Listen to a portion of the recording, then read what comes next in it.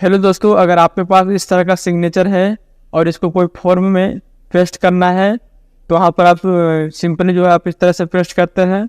लेकिन जब ये सिग्नेचर जो पेस्ट हुआ है ये बहुत देखने में बहुत ही ख़राब लग रहा है। अगर इस तरह का पेस्ट कीजिएगा तो बहुत ही ख़राब है, बेकार हो जाएगा ये, जो सही नहीं लग रहा है। तो आज के इस वीडियो में हम बताएंगे कि इस सिग्नेचर को ट्रांसफर कैसे करना है या तो इसका बैकग्राउंड को वाइट कैसे करना है, उसके जैसा कैसे मिलाना है।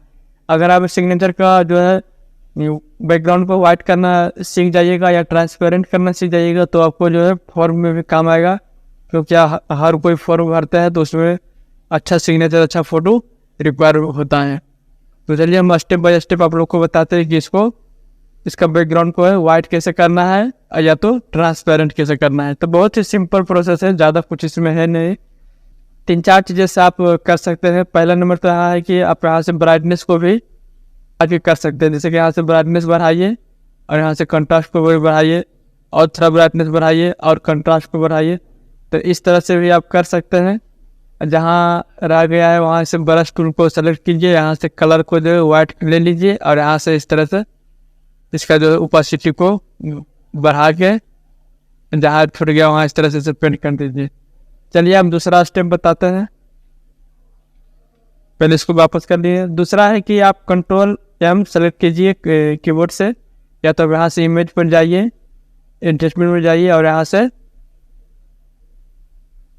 कर्व को सेलेक्ट कर लीजिए। Ctrl+M कर्व को सेलेक्ट करने के बाद आपको ऊपर वाला जो ग्राफ है उसको इस साइड की ओर लाना है और नीचे वाला ग्राफ को जो है इस साइड की लाना है।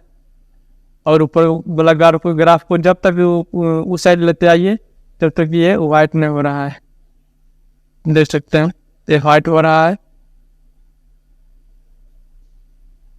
देख सकते हैं ये वाइट हो गया है। तीसरा स्टेप है कि यहाँ से Ctrl+L सेलेक्ट कीजिए, लेवल यानी कि लेवल खुल जाएगा। आप अगर यहाँ से इमेज पर भी क्लिक कीजिएगा और यहाँ से एडजस्टमेंट पर क्लिक करके यहाँ से लेवल पर क्लिक कीजिएगा तो यहाँ से लेवल खुल जाएगा।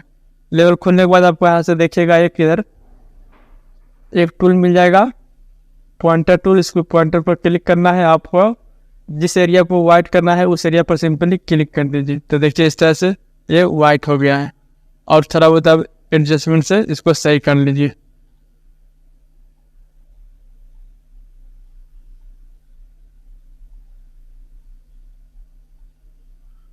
इस जो है लिखावट को डार्क करने के लिए Ctrl+L फिर से हम प्रेस करते हैं और यहाँ से इस जो लेवल है इसको इस साइड की ओर लाएंगे।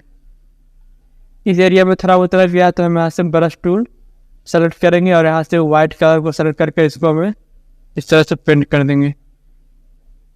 ये तो हो गया कि बैकग्राउंड वाइट हो गया। अब इसको अगर हम इसको मूव करके इस पोस्टर पर लगाएंगे तो ये बहुत ही आसानी से लग जाएगा और पता भी नहीं चलेगा, अच्छा दिखने में भी लग रहा है।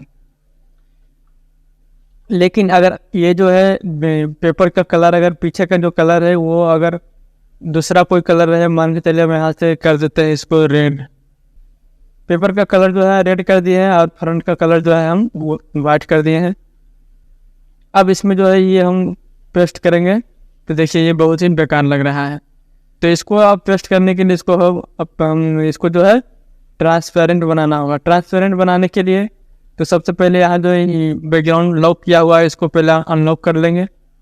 उसके बाद यहाँ से मैजिक टूल को सेलेक्ट करेंगे और वाइट वाला एरिया पर सेलेक्ट करेंगे और यहाँ से कंटिन्यूअस जो ऑप्शन है इस जो टिक लगा हुआ है इसको अनटिक कर देंगे और टोलरेंस को कम से कम ये जो है 10-15 के आसपास रखिए। उसके बाद यहाँ से क्लिक करेंगे और यहाँ से डिलीट बटन प्रेस करेंगे।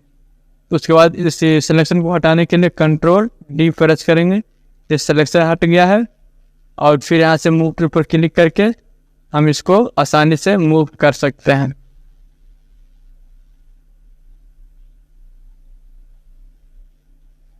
फिर देख सकते हैं हम यहाँ से आसानी से मूव करके इसको पेस्ट कर लिए हैं।